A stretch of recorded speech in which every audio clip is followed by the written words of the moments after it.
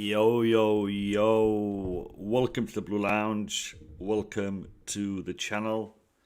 Welcome to the stream. I hope everyone is having a good evening. I hope everyone is doing well. People, there is going to be a slight change in the way we do our streams moving forward. In the past, I'd have a panel here with me to discuss the various topics, the various subjects that is Chelsea news that day, that week, whatever it is. That will no longer be the case on this channel. I will not have a panel on this channel as I did in the past. I may still have the odd show where I will have special guests coming on, and I've got a few planned for the future where I'm going to have special guests coming on, but it's not going to be the regular debate shows that you've seen in the past. However, what you are going to get from me is regular streams like this one, where I will be addressing those stories, those topics. We'll still be getting reviews, previews, but it's going to be me and you in the chat. We will be having a discussion, with you guys in the chat. I will be answering your questions, and I will be addressing the main topics. It's going to be shorter streams, normal marathon 3-hour streams like we've had over the past couple of days. So it's going to be different, and it's hard to maintain a panel for a long period of time, especially with everyone being in different parts of the world, having family, work, studies, and whatnot. So I've decided to disband the panel that we normally have on the Blue Lounge. So I want to say a big thank you to everyone who has been a part of this panel. Couch Critic, Boogeyman, Chris, Max Burton, Bobby, Julius, Eric, and I know I'm missing people here, but there's a big panel that we've had on this channel.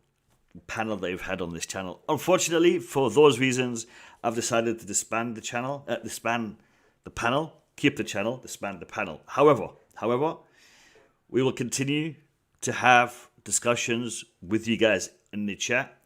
And like I said, every now and then, I may invite a few people on the channel to discuss certain issues or certain topics. Instead of me giving you pre-recorded videos, I've decided to do the pre-recorded videos live. So I'll be giving you my match previews live. I'll be giving you my reaction to the Tony Rudiger story live. And also address your questions in the chat.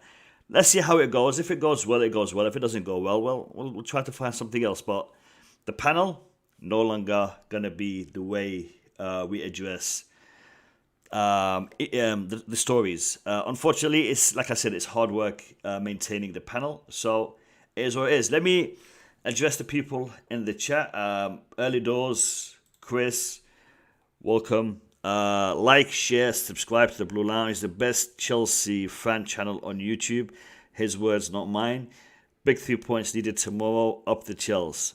Big up to you, Chris. Thank you for your kind words. And yes, we need the 3 points tomorrow.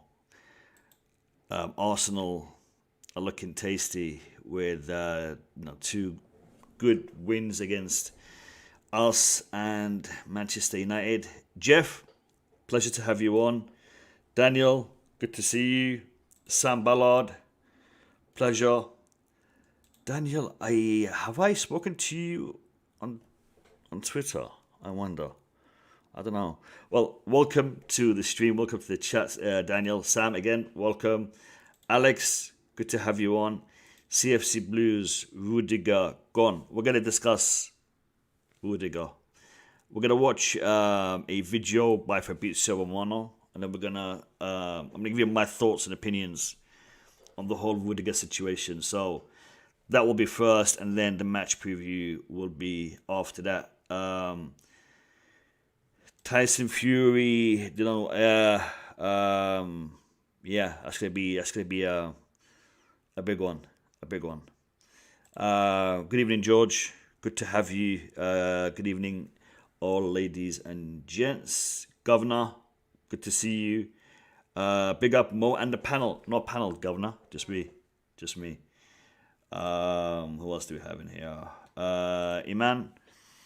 Can't believe I'm running home just to listen to Mo and the panels. Big up. Again, Iman. Just me. Just me. No panel. Big up to you, Iman. Good to have you on. Friends, okay. Enjoy the content. Really good. Thank you very much. Appreciate that. Neil James, hello, big up to you. I missed the start, boss. Apologies. Welcome. Samuel, big up to you. All right, guys, look. We're gonna watch the Fabrizio Romano video, and then I'm gonna give you my thoughts and opinions on the Tony Rudiger situation. And I think the Tony Rudiger situation is a little bit of a mess, a little bit of a mess, and I'll tell you why after we watch the Fabrizio Romano video. Let me just bring it up. Fabrizio Romano.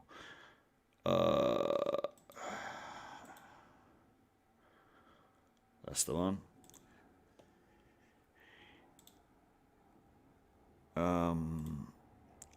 Before we watch this video, I want to put a link to Fabrizio Romano's channel in the chat. Just to be fair, because we're using his content. So lads, if you're not a subscriber to Fabrizio Romano, the link is in the chat. Subscribe to his channel. And I hope he doesn't mind me sharing his video. I mean, he's a journalist and he wants to get his news out there. And that's why we're using this clip. Because we want to hear what Fabrizio Romano has to say about the whole Tony Rudiger situation. So without further ado, let's play this video. But Tony Rudiger has good chances to join Real Madrid. The negotiations are advanced between Real Madrid and Tony Rudiger agents. Hi guys, and welcome back on the channel from Fabrizio Romano, as always together to discuss transfers, players, managers, contracts, and many other transfer stories and insights in football. And today, guys, it's time to update on Tony Rudiger. We have some important things to share and to clarify, and so let's jump into it together.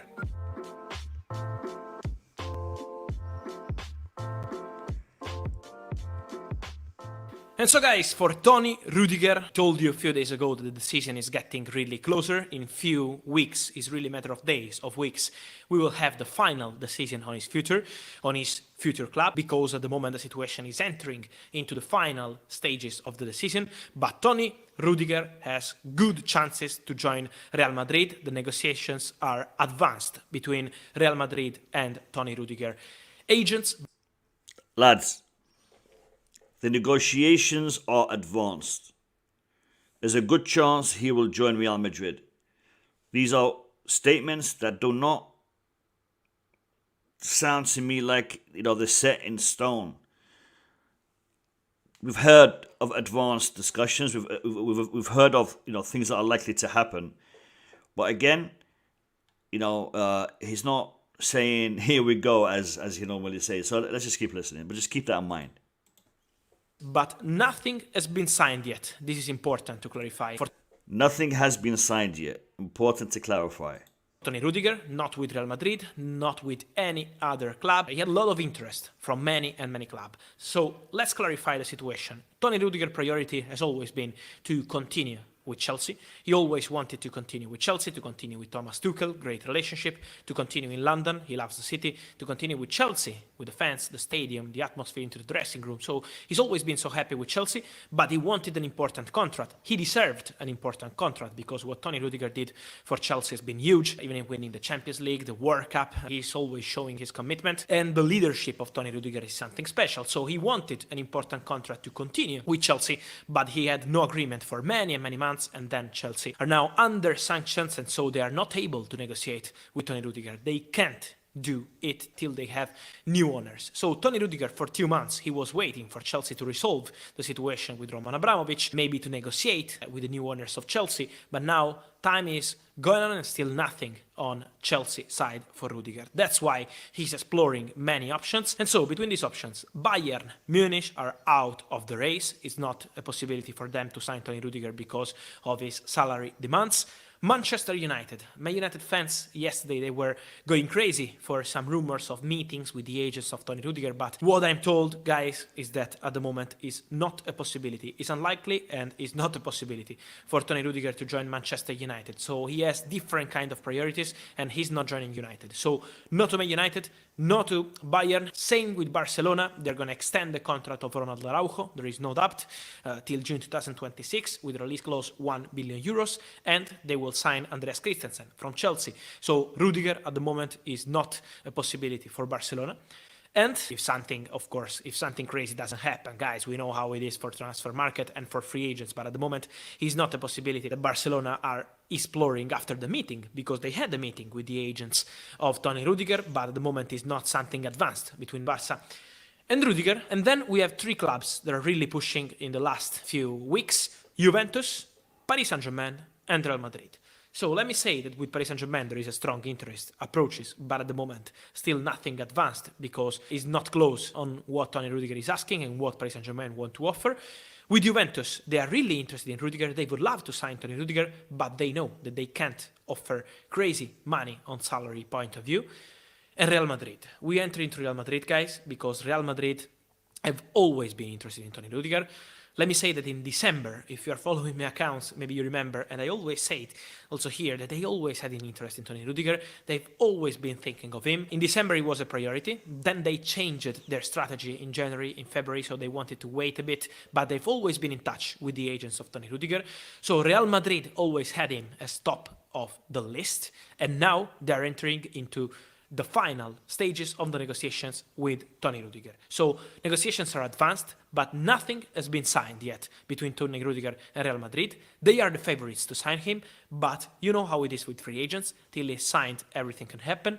They still need to complete many details before saying, here we go, Tony Rudiger to Real Madrid. So it's still in a situation that is really open. And it's important to say one point.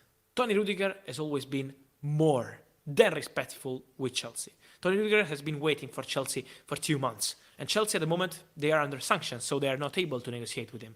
But he's been waiting for Chelsea for a long time. So he was hoping for Chelsea to make a proposal. He's still hoping for the situation to change with Chelsea, but he knows that at the moment it's really complicated. And that's why many clubs are pushing, in particular Paris Saint-Germain, Juventus, and now Real Madrid, really insisting to sign Tony Rudiger, really entering into advanced stages of the negotiation. And so, let's see what's next, but now Real Madrid are leading the race to sign Tony Rudiger on a free transfer. And so guys, before I ask for your opinion, as always, remember on Real Madrid that of course they want to extend the contract of Luka Modric. There is no doubt, Luka Modric will sign a new deal soon with Real Madrid. Same in the summer will happen with Eder Militao and Vinicius Jr. So Real Madrid rebuilding is starting, but also they want to keep some important player at the club.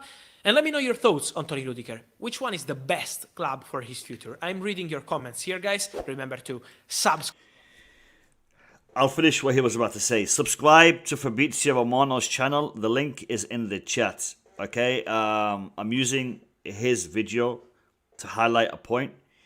So do us a favor and subscribe to his channel. And I'm sure most of you guys are already subscribing to Fabrizio Romano and following him on Twitter.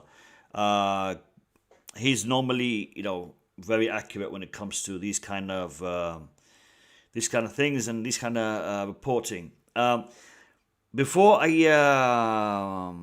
speak on the Rudiger thing, I want to just address 2 comments here. Gov is saying, or he's asking, is he putting the pressure on to make a move and put an offer on the table? No, because that can't happen, Governor. Chelsea can't put an offer on the table, so he isn't putting pressure.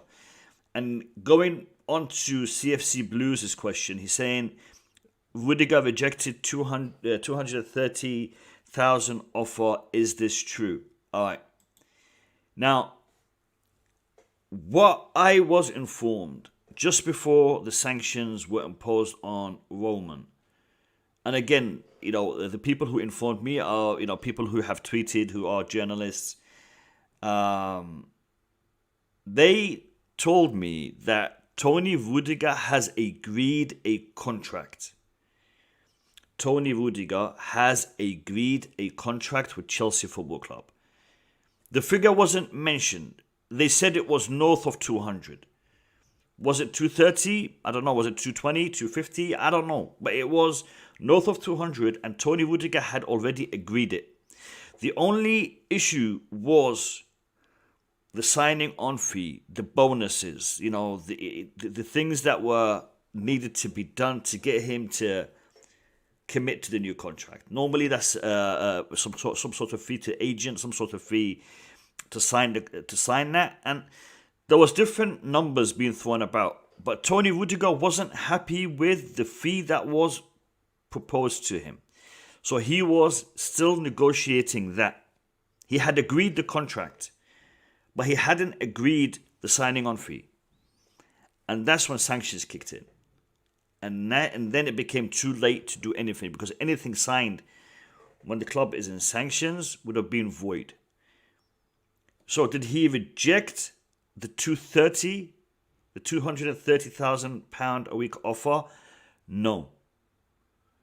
He has rejected the whole package because he is unable to wait another couple of months or however long it's going to be until new owners come in and offer him a contract, because the new owners, when they come in, they are not obliged or obligated to pay him 230. They may decide not to do that. They may decide to pay more. But Tony Rudiger doesn't know what the new owners are going to be offering. And by him delaying it further and further and further, he is going to be limiting and restricting his options when it comes to moving to another club. Fabrizio Romano in that video already said that he can't, or he is not able to go to Bayern Munich because they can't pay for him. Barcelona can't pay for him. There's interest here for Manchester United, Paris Saint-Germain, and Real Madrid. Realistically, all three can afford him. He wouldn't go to Manchester United, but he could possibly go to Paris Saint-Germain or to Real Madrid. He needs to have his future sorted out quite quickly. Otherwise, it's going to be very difficult for him to do that when he is getting closer to the end of his contract, because at that point, the clubs have the upper hand in respect to what they can offer him. And some of the clubs may negotiate with other players. As you all know, there's a lot of players going to be released on a free transfer at the end of this season, across the board. Chelsea have two, Rudiger and Christensen, who is going to Barcelona. Manchester United have about 3 or 4. There's a lot. There's a lot of players that are going to be free and who are good quality players. So clubs are going to be negotiating and talking, and Rudiger doesn't want to, lose any leverage that he may have. So for him, he waited 2 months for Chelsea to sort themselves out. We weren't able to do that. The Ring Group, the rickets, all that kind of, things that took place, and the sanctions, the UK government, they've not made it easy for this transaction to happen quickly. Therefore, Tony Rudiger is in a very awkward position, and so are we as Chelsea Football Club when it comes to us losing one of our best players for free. Is there a chance that Rudiger doesn't go? Possible. But in my opinion, and the way that it's looking right now, very unlikely. Tony Rudiger is probably going to go, most likely Real Madrid, possibly Paris Saint-Germain. That's where we are with Tony Rudiger. Ilias, no panel. If you want to know why, go back to the start of the stream and just watch the beginning. I explained to you guys why there isn't a panel anymore. There will still be, debate shows on my channel. I will still have them. I mean, I've got one planned for in 2 weeks. It's going to be a big one, a very, very big one, with a very special guest. So there are debate shows that will be on this channel, but they're not going to be the norm as we had in the past. And again, I explained, the panel is busy. People work, people study, people have families and whatnot, and it's hard to get everyone to be available on the regular. So I've decided to just, discontinue that part of the programming and focus on video / live streaming, where I will do what I normally do in my videos, but I'll do it live so I can actually interact with you guys. Nick Blue says, I still think Rudiger will wait for the new owners. I don't think so. I hope you're right, Nick, but I don't think so. What's CFC Blue saying? I'm scared Tuchel might leave because of yeah. I don't think we need to worry about that. I know I've seen a lot of people talking about it, and saying that the problems that he's having in his personal life might reflect upon his future. Maybe he'd be looking to move back to Germany and whatnot. Look, human beings have lives outside of work, and if they are unable to balance it so they can do their job and look after their families, anything can happen. But let's hope that isn't the case. John Arnold, the panels were elite, but fully appreciate people have their own. Yeah, great bunch of lads. The panel, great bunch of lads. I love them all. They're my brothers. I love every single one of them. And they'll be back at some point. On the odd stream here and there. It's not fully gone, but it's not going to be the regular. It's not going to be the norm.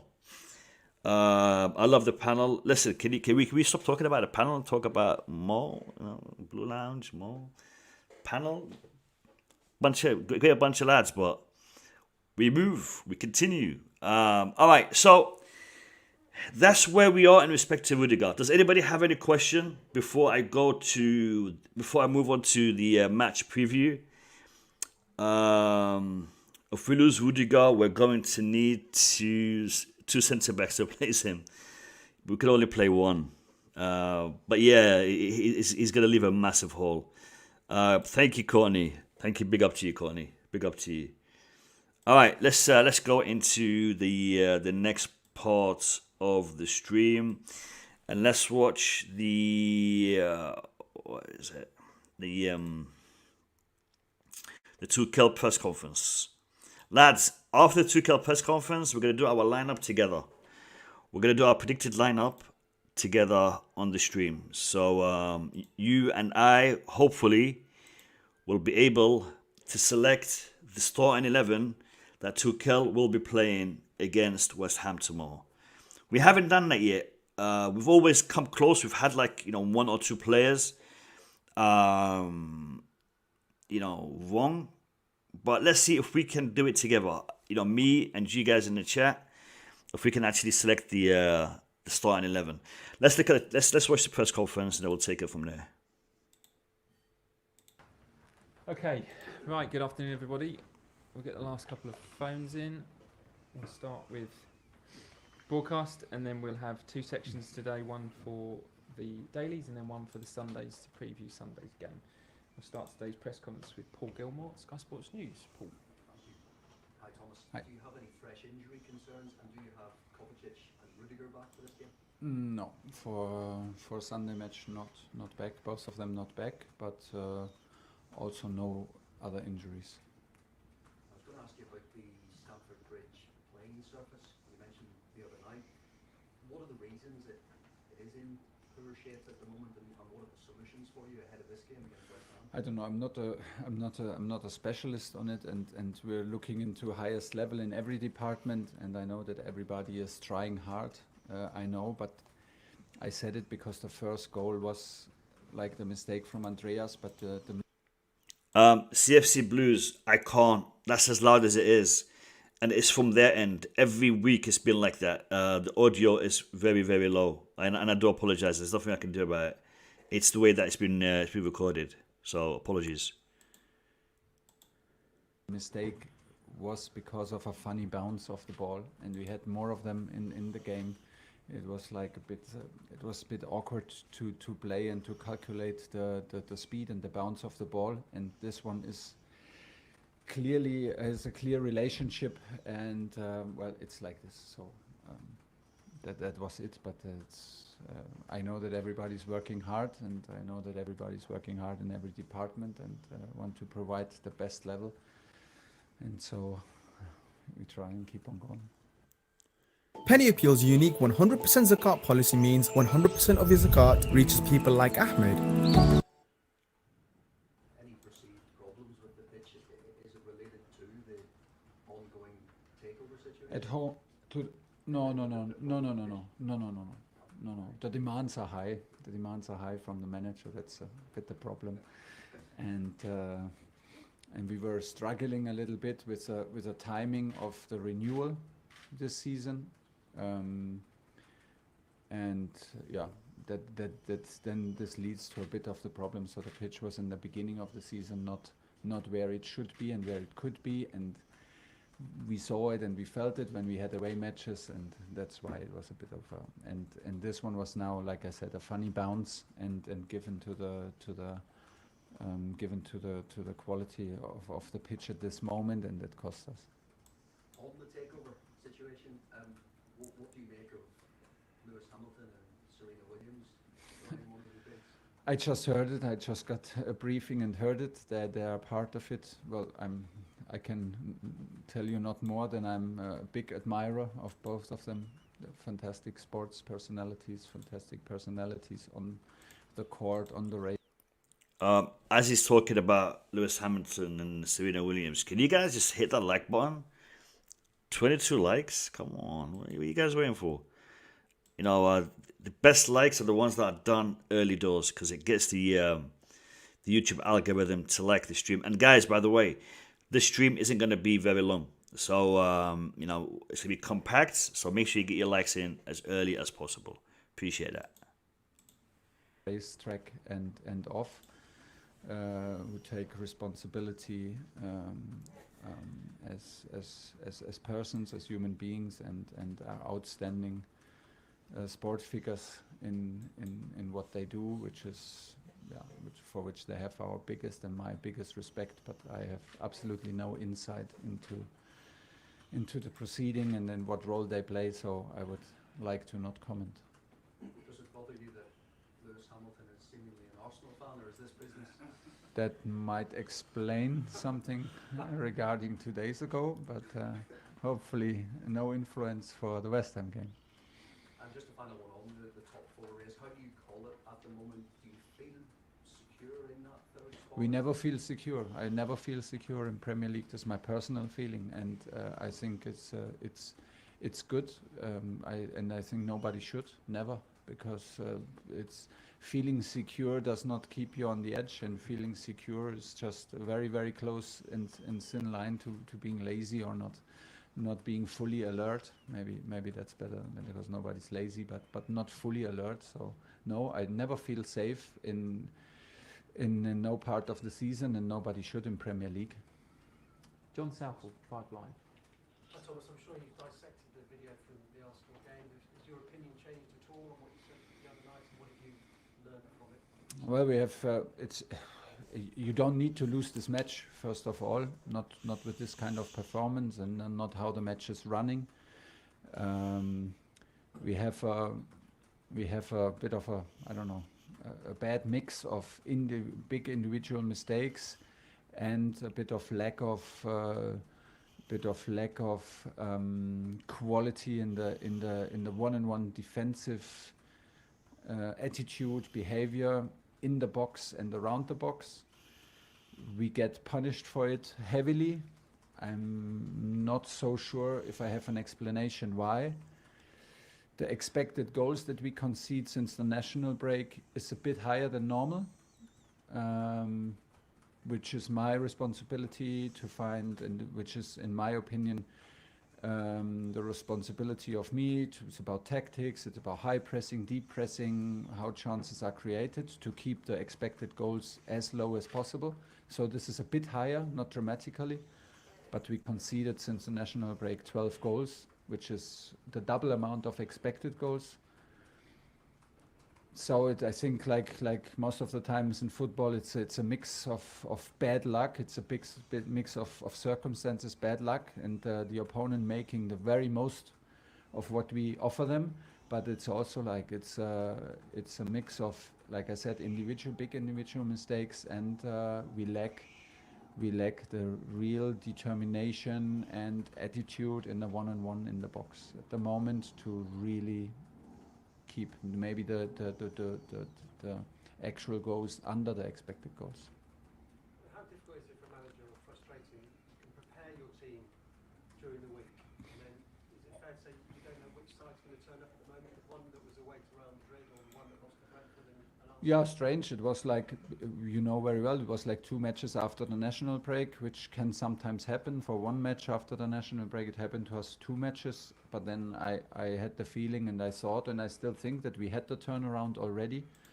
This match here is, I don't think, even if the result is pretty similar, it has not, for me, has not the same similarities like the match against Real Madrid and Brentford at home, in terms of like that we were not disciplined enough, or with the ball, or we did crazy and were dragged out of shape.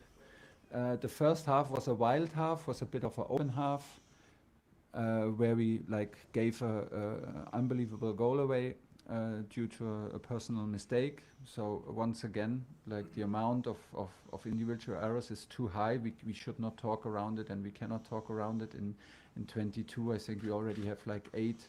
I looked into it, 8 big mistakes that lead direct.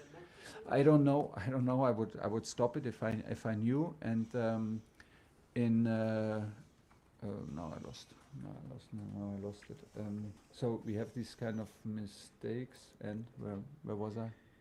I don't know. What was the topic? I'm just going to stop it here for a second, because this is concerning. Tuchel forgetting what he's on about. First time I've seen him do that. I've never seen Tuchel forget or lose a train of thought. I'm saying not right. That was the interruption that actually made me lose my. Now he's blaming the interruption. Go on, Tuchel, bad man. Me lose my argumentation. Last one, John. That we could not compare it, yeah, and it's awkward, because like in the first half it was an open game. In the second half, I think we controlled it. I think we controlled the counter-attacks better. We were a bit more alert to where control it, and I could not feel it in real time, and not feel it like in when we analyze it, that there is a real danger in second half to lose the second half. In the opposite, I thought we are like totally in charge. We control where we want to control, and then we have like 2 very, very awkward goals. That is like, it's almost impossible to concede 3 goals like this in a match like this given the quality and the determination that we normally have. But obviously, it's in the moment a bit fragile, and in home games, and there's another home game coming, and we have the chance to do it better.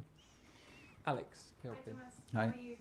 I'm sure you're aware that Chelsea have played more games than any other side in Europe this Yeah. season. 55 non-comps, and 5 have gone to extra time. Obviously, that takes its toll on the players. Yeah. What about the manager? It's not physical tiredness with you, but is there an element of mental fatigue? Yeah, always, but I'm also used to it, always. And I think I also reflect on what signals did we give. We only had 2 days in between, coming from Wembley, and from a very emotional game and a very emotional win to the next match. So like only 2 days in between. And I felt very tired after the Real Madrid, and after the turnaround, Southampton away, Real Madrid away, and another away game in Wembley. Just a reminder, guys, there's like nearly 100 of you in the stream. Do me a favor and hit that like button. I'd really appreciate it. it was tiring, and I felt it. I asked myself, what signals did I give? Should I have pushed harder? Because we did what we were convinced about to do, but you feel it. On an evening game, I think there's still enough time to prepare and to get into the right mood. And I have for myself, because you asked me, also developed a routine that you don't feel the same level of excitement before every match. It's for me personally impossible. And you should not expect it. And there's nothing wrong if you sometimes feel a bit like lower level of excitement, a lower level of tension. This is also normal, but it has nothing to do that you do it less serious or that you prepare with less quality. And I don't want to get confused in these kind of thinking now, because we can trust ourselves and we prepared in the best way possible. And of course we are asking ourselves, what is it? Because it came again from out of the blue, but it is a bit of a weird result, given how the game went, a bit different like the Real Madrid game and the performance in it and the Brentford game for me. Just one on West Ham, obviously. Yeah. Unlucky to lose away there earlier in the season, but Yeah. they're through to Europa League. It was a Final, big mistake. Yeah. Fighting for top 4 finish. What have you made of their season on a whole, and also the job that David Moyes has done? Well, I think he's doing an incredible job, and it's a very popular club and a very emotional club, and a team together and a group with a coach which is enjoyable to watch. Like, we follow the EuroLeague games, and I follow a lot of their games because it's nice to watch, because it's a full investment physically. The players are absolutely tired after their matches. It's a very emotional, very physical squad, very hard to break down, very hard to create chances, very, very dangerous in counterattacks and set pieces. So there's a lot to take care about, and I think it's a lot of physicality and a lot of commitment to stand up against them. But full credit to them, and it will be a very tough one, of course. Last question in the TV section, Nick. Thomas, if the Premier League table was just home matches, you'd be ninth. In away games, you'd be second, just 2 points behind Man City. Do you have to sort of create that sort of fortress feeling of Stamford Bridge again? Obviously, I mean, these numbers are I didn't know that, but it's obvious that we are behind, and it's very unusual. Very unusual also for me in my experience over the last years, not only here. It's unusual. I don't know what it is, and yeah, we need to. If we had a solution, if we had the one thing, we would just I don't know, switch the dressing rooms. And I'm just gonna say something here, because this is a little bit baffling. He wasn't aware that our away form puts us in ninth, and our home form puts us in ninth, and our away form puts us in second. That is a kind of statistics that you think Tuchel would be aware of. And then he goes on to say that he knows this is something that has been happening for a while, not just when he's been here. Tuchel isn't giving the answers that we're used to getting from him.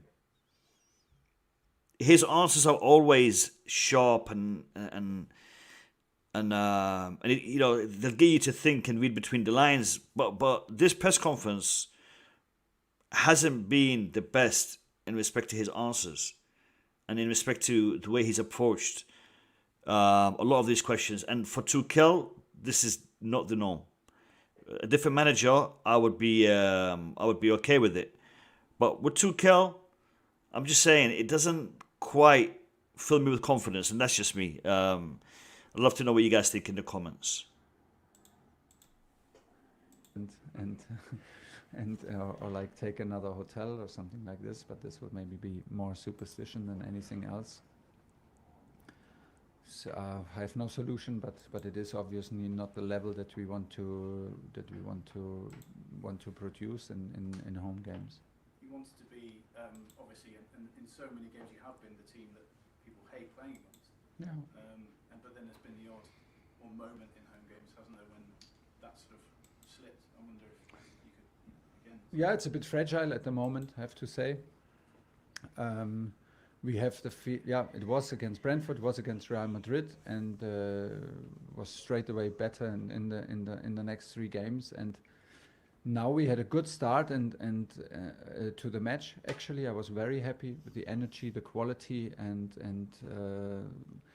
you know, it's a bit like, oh no, not again. It's a feeling like, oh, not again. And if you once you have this feeling, it's hard to get rid of it again, because sometimes it's not even a problem tactically, or it's not a problem in shape, or sometimes it's due to pure quality that you have to accept. Sometimes also from the opponent, but it's very hard to separate. Was this now to our mistake? Was this not enough, or was this simply like very difficult to defend this chance? And yeah, it can happen that a feeling, yeah, that takes creeps in that you don't want to have in a home game. Normally, you want to have the home game no matter what happens. We are still capable of coming back. But the game now is for me a bit different, but very hard to argue, because it seems like obvious that we have a row of 3 home games that are very similar results that we absolutely don't like. And yeah, it's now the job to convince the players to keep on going, supporters to keep on pushing and to stay to hang in positive, because we have a lot to build on, we have a lot to rely on, we have a lot to also to trust, and don't get superstitious now, and don't believe in things that maybe are not there. So, but it is another challenge on top of it. Okay, that's it. Cameras. Okay, good question, DJ. No, I don't think he's losing interest. I think he has a lot on his mind. I think Tuchel has a lot on his mind right now. And not necessarily football-related issues. I think he has family issues. I think he has the uncertainty of the club. And I know he's played that down. But I think it's having an impact. Because in the past, these would be, where I come from, we say it's salad. The easiest thing to digest, the easiest thing to eat is salad. These things are salad for Tuchel, you know?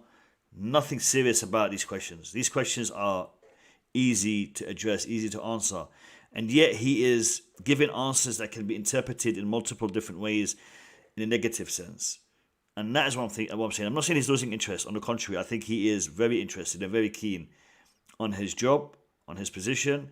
But I think he has something that is occupying his mind that is not football related. And again, I'm just making an assumption based on this press conference, so I'm probably totally wrong about that. But I'm just saying I hope we can keep him, because he sounds. Look, that for me would be a concern. I do want to see Tuchel remain at Chelsea. I do believe Tuchel is one of the best managers we've had in a very long time. And I'm not just basing it on the Champions League win. No, I'm basing it on him managing the club through a very, very turbulent time and getting, a good return. Results-wise, I mean, yes, we've had a couple of bad ones, but when you take into context what the club has been going through, the results that we've had haven't really been that bad. Considering we've played more games than anybody else on this planet right now. This season, we've played more games than anybody. Okay, we played more minutes than anybody. On top of the games, we played more minutes because we've had a lot of games go to extra time. So naturally, he's tired. The players are tired. And Eric Blue, good comment. He said, for us, FA Cup is a must, and finishing top 4. That is it. And my concern is, and I'll show you a screen. My concern is, where is it? Is this? Let me see if it's up. Yeah, it's up. I'm actually going to make it bigger so you guys can see it clearer. Alright. So my concern is this. Right now, Arsenal are 2 points behind us. Yes, we have 2 games in hand. But games in hand could go either way. I still believe we will finish 3rd. I don't think we are involved in a top 4 race just yet. I don't think we're involved in a top 4 race just yet. However, tomorrow's game is vital. Tomorrow's game is crucial, lads. If we don't and again, West Ham are not an easy team. We need this win. The mindset going into this game is what I'm concerned about. The fact that Rudiger isn't available concerns me. He's injured. So is Kovacic. He's injured too. Two of our best players are unavailable to play tomorrow. Bad defeat against Arsenal. A ridiculous result against Arsenal. We got to set things right tomorrow. We got to set things right. And right now, I'm not so confident. Because West Ham are not an easy team. Now, lads, big up to Couch. I see Couch is in the chat. I'm doing good, my brother. I hope you're doing good. I hope you're doing well. Big up to you, Couch. How is what? I'm not sure what that means, Couch. Oh, 6-pointer. I see what you mean. You're answering. Yeah, it's not. I don't know how you got. I don't know how you got it to a 6-pointer. I mean, if you're considering the top 4 race, then the Arsenal game was a 6-pointer. But is it really? I don't think so. I think we do need a win. We do need a win. And look, guys. Like I said, I don't want this stream to go on for too long. So let's do our squad builder, and I'll keep addressing your questions in the chat. But let's do excuse me, our squad builder, because I want to do a squad builder with you guys, and I hope it's going to be the exact team that Tuchel is going to choose. Let's go with this screen. Let's do it this way. I want to try the screen. Guys, tell me, Mendy or Kepa in goal? Because Mendy hasn't been great. He's not been bad, but he's not been great. So do we play Kepa? Do we risk Kepa, or do we start Mendy? I mean, I'm gonna assume most of you guys are gonna go for Mendy, all right? And this is the formation I believe we're gonna play: a 3-4-1-2 setup, or as I like to call it, the couch formation, the couch critic formation. Mendy. All right, everyone is going for Mendy. Let me just bring this up here. Mendy in goal. All right. Now, the back line. Back line. Let me see what you guys are saying in the back line. Are we going to go with Thiago Silva? Are we going to go with Christensen, Chalobah, Aspi, Malang Let me give me your back line as a 3. Give me your back line as a 3. I want to see what we get the most of. Give me your back line as a 3. Your 3 centre backs. Who do you want to see as your 3 centre backs? I'm feeling Chalobah, Thiago, and Aspilicueta. That's what I'm feeling. What are you guys thinking? Silva, Chalobah, Aspi. Couch, you mean Chalobah, Silva, Aspi, right? Couch, you'd go with... Where's Couch? Where's Couch? Oh man, I'm getting too many here on the screen. Couch, are you meaning Silva in the centre, right? That's what I'm assuming. Chalobah, this is what I'm feeling. This is what I'm thinking. Yeah, this is what I'm thinking. Exactly. Thiago, you really? ITM, I'm not. And then who'd you play as your right wing back? What are we saying here? Yeah, I'm gonna go with that. I'm gonna go with Chalobah.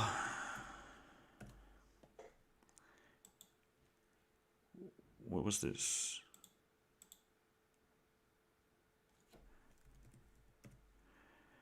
Give me a centre back card. Here we go, centre back. Then we're gonna go Thiago.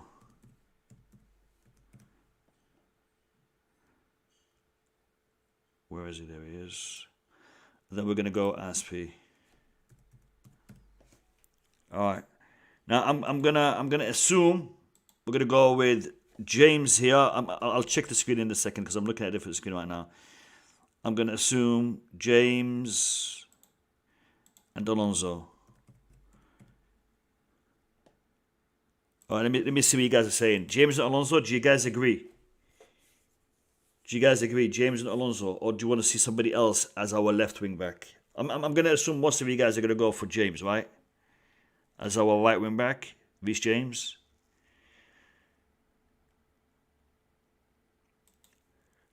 Explain. What do you mean? What do you mean by that? Explain, please. Agree. Reece, James, Alonso. Agree. Yeah. James and Saul. Guys, couch critics saying James and Saul. Could be.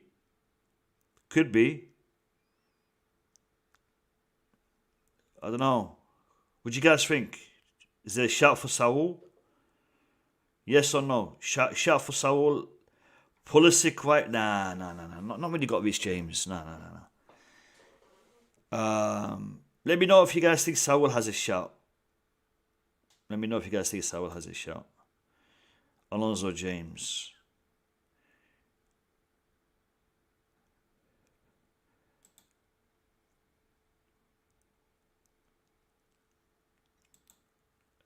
All right.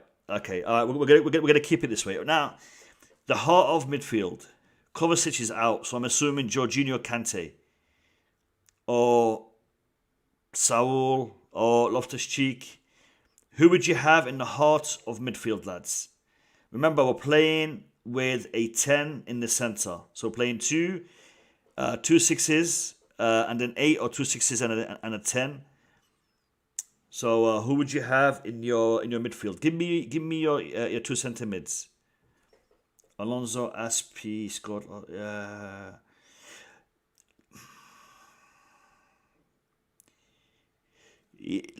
Look, Aspi did score, but overall, I don't know. I think Reece James is better suited. ITM. I think Reece James is better suited on the wing.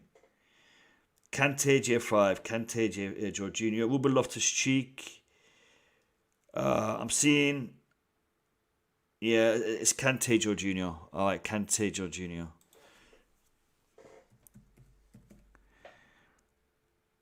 Kante, Jorginho.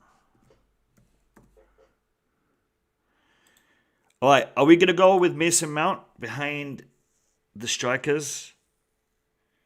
Is that what we're doing? Mason Mount behind the strikers, is that what we're doing? Or are we going to go Ziyech?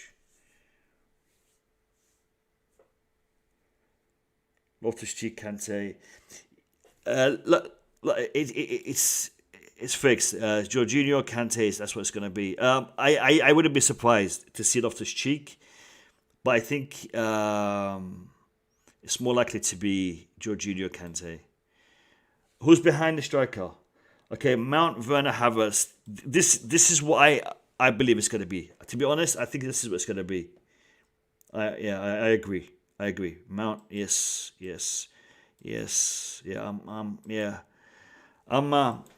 I'm agreeing with you guys. That's exactly who I think we're gonna have. It's the safe bet.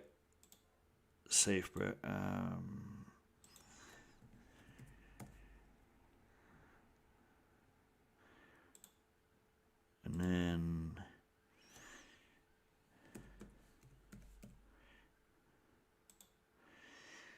all right, so the Blue Lounge combined chat and Mo lineup. All right, now if this lineup is selected exactly, if we get this lineup selected exactly, I will be giving away one of these baseball caps in the post-match stream tomorrow to one of you guys. We don't have to win, but if we get this lineup exactly the same, if Tuchel picks this as a starting 11, then in the post-match video, I'll be giving one of these hats to one of you guys. To qualify, you have to be a subscriber.